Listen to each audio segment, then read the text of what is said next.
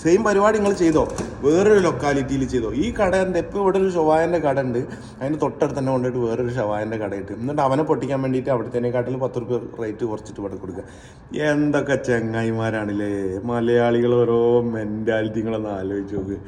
എനിക്കപ്പോൾ ഒരു കാര്യം മാത്രമേ പറയാനുള്ളൂ, ഒരാൾ വിജയിക്കുന്നത് കണ്ടിട്ട് ആ സെയിം സംഭവം ആ സെയിം സ്ഥലത്ത് നമ്മൾ തുടങ്ങരുത്. ഇപ്പോൾ ഒരാളൊരു ബ്രോസ്റ്റഡിൻ്റെ കട ഇവിടെ തുടങ്ങി വിചാരിച്ചോ, ആ ബ്രോസ്റ്റഡ് കട അയാൾ തുടങ്ങി നല്ല പൈസയൊക്കെ ഉണ്ടാക്കി അയാൾ സെറ്റപ്പ് ആയി കഴിഞ്ഞിട്ട് അതിൻ്റെ തൊട്ടടുത്ത് തന്നെ കൊണ്ടുപോയിട്ട് അടുത്ത ബ്രോസ്റ്റഡ് കട ഇടണ്ടേ, അതിൻ്റെ തൊട്ടടുത്ത് കൊണ്ടുപോയിട്ട് ഒരു അൽഫാം ഇട്ടോ, അല്ലെങ്കിൽ അതിൻ്റെ തൊട്ടടുത്ത് കൊണ്ടുപോയിട്ട് ഒരു സദ്യൻ്റെ, അല്ലെങ്കിൽ അതിൻ്റെ തൊട്ടടുത്ത് കൊണ്ടുപോയിട്ട് ഒരു ഷവർമ ഷോപ്പ്, അങ്ങനെയാണ് ചെയ്യേണ്ടത്. അല്ലാണ്ട് ലേഡീസ് ആൻഡ് ജെന്റിൽമാൻ, എന്തൊക്കെയുണ്ട് വിശേഷം? അപ്പോൾ ഞാനിന്ന് പറയുന്നത് നിങ്ങളൊന്ന് ശ്രദ്ധിച്ച് കേട്ടിട്ട് നിങ്ങൾ പറയണം, നിങ്ങളെ നാട്ടിൽ ഇതേപോലെയുള്ള ആളുകൾ ഉണ്ടോ എന്നുള്ളത് നിങ്ങളൊന്ന് പറയണം കേട്ടോ. വീഡിയോ മുഴുവനായി ശ്രദ്ധിച്ച് കേൾക്കണേ. എന്താന്ന് പറഞ്ഞിട്ടുണ്ടെങ്കിൽ രണ്ടാണ്, നമ്മളെ നാട്ടിൽ ഒരാൾ ഒരു അടിപൊളി ഷവായൻ്റെ ഷോപ്പ് തുടങ്ങി. എന്തായാലും മലയാളികൾ ഇങ്ങനെ നമ്മളെ നാട്ടിലൊരു ചങ്ങായി ഒരു അടിപൊളി ഷവായൻ്റെ ഷോപ്പ് തുടങ്ങി. ഷവായ എന്ന് പറഞ്ഞിട്ടുണ്ടെങ്കിൽ ഭയങ്കര കച്ചവടം, ഭയങ്കര സെറ്റപ്പ്, ഷവായ മാത്രമേ ഉള്ളൂ. നല്ല അടിപൊളി കച്ചവടം ആയി കഴിഞ്ഞപ്പോൾ തൊട്ടടുത്ത് കൊണ്ടുപോയിട്ട് വേറൊരാൾ ഇതേ സെയിം ഷവായ, ഈ പറയുന്ന ആളെ കമ്പനിക്കാരൻ തന്നെയാണ്, ഷവായ അങ്ങോട്ട് തുടങ്ങി. ഇപ്പോൾ രണ്ടാൾക്കും കച്ചവടവും ഇല്ല.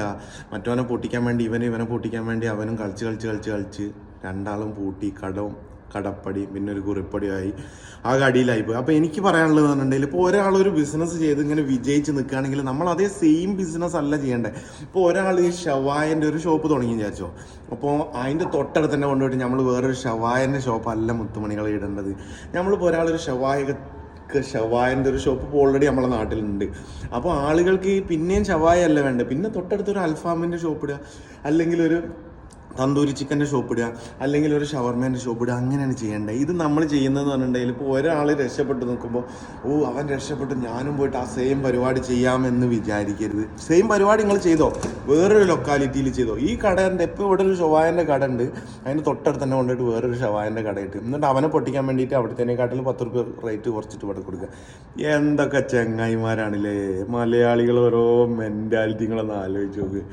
എന്തൊരവസ്ഥയാണ്. എനിക്കപ്പോൾ ഒരു കാര്യം മാത്രമേ പറയാനുള്ളൂ, ഒരാൾ വിജയിക്കുന്നത് കണ്ടിട്ട് ആ സെയിം സംഭവം ആ സെയിം സ്ഥലത്ത് നമ്മൾ തുടങ്ങരുത്. ഇപ്പോൾ ഒരാളൊരു ബ്രോസ്റ്റഡിൻ്റെ കട ഇവിടെ തുടങ്ങി വിചാരിച്ചോ, ആ ബ്രോസ്റ്റഡ് കട അയാൾ തുടങ്ങി നല്ല പൈസയൊക്കെ ഉണ്ടാക്കി അയാൾ സെറ്റപ്പ് ആയി കഴിഞ്ഞിട്ട് അതിൻ്റെ തൊട്ടടുത്ത് തന്നെ കൊണ്ടുപോയിട്ട് അടുത്ത ബ്രോസ്റ്റഡ് കട ഇടണ്ടേ, അതിൻ്റെ തൊട്ടടുത്ത് കൊണ്ടുപോയിട്ട് ഒരു അൽഫാം ഇട്ടോ, അല്ലെങ്കിൽ അതിൻ്റെ തൊട്ടടുത്ത് കൊണ്ടുപോയിട്ട് ഒരു സദ്യൻ്റെ, അല്ലെങ്കിൽ അതിൻ്റെ തൊട്ടടുത്ത് കൊണ്ടുപോയിട്ട് ഒരു ഷവർമ ഷോപ്പ്, അങ്ങനെയാണ് ചെയ്യേണ്ടത്. അല്ലാണ്ട് ഒരാൾ ഒരു ഷവായൻ്റെ ഷോപ്പ് തുടങ്ങിയിട്ട് അവിടെ വിജയിച്ച്, അപ്പോൾ അതിൻ്റെ തൊട്ടടുത്ത് തന്നെ കൊണ്ടുപോയിട്ട് അയാളെ പൂട്ടിക്കാൻ വേണ്ടിയിട്ട് അയാളും പൂട്ടും, നമ്മൾ ഈ തുടങ്ങുന്ന ആളും